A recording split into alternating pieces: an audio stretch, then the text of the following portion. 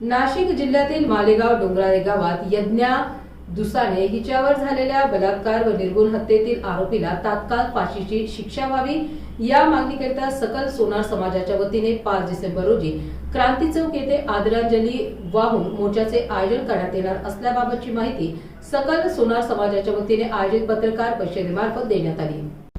तोच प्रकार झाला। 5 वर्षाच्या मुलीवर हाच प्रकार झाला। महिला आयोग तिथे जात नाही। गावातले लोक प्रकरण दाबण्याचा प्रयत्न करतात। आरोपी सिद्ध झाला, हा आरोपी आहे, त्याला 30 दिवसामध्ये फाशी शिक्षा व्हायला पाहिजे यांची एक प्रमुख मागणी।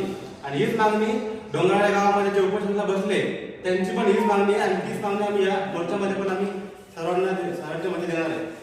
मालेगावच्या पत्रकार परिषदेचं असं नियोजन की येणाऱ्या 5 तारखेला छत्रपती संभाजीनगरमध्ये भव्य आक्रोश मोर्चा निघणार आहे।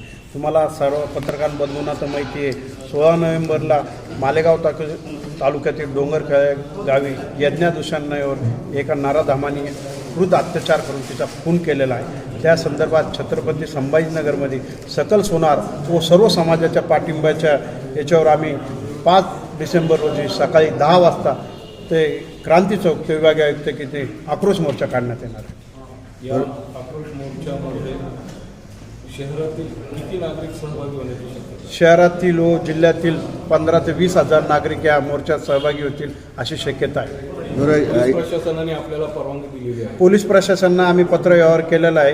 पोलीस प्रशासन आम्हाला उद्या परवानगी देऊन टाकणे 100%। आणि या परवानगीचा विषय म्हणजे हा का आम्ही काय पाकिस्तानमध्ये थोडी राहतो। एका नाबालिकेवर अत्याचार झालेला आहे, त्याच्यामुळे सर्व समाज रोडावर येतोय। पोलीस प्रशासनाने परवानगी देणे आम्हाला माहिती आहे। बरं, या आक्रोश मोर्चासाठी सामाजिक संघटना आपल्या जिल्ह्यातील किती सामाजिक संघटना सहभाग घेणार आहे? आम्हाला बौद्ध बनतेजी यांनी आम्हाला पाठिंबा दिलेला आहे। किन्नर समाजाने पाठिंबा दिलेला आहे। आम्हाला सर्व कॉलेजेस व सर्व शालेय ट्युशन्स यांनी स्वतः पाठिंबा दिलेला आहे।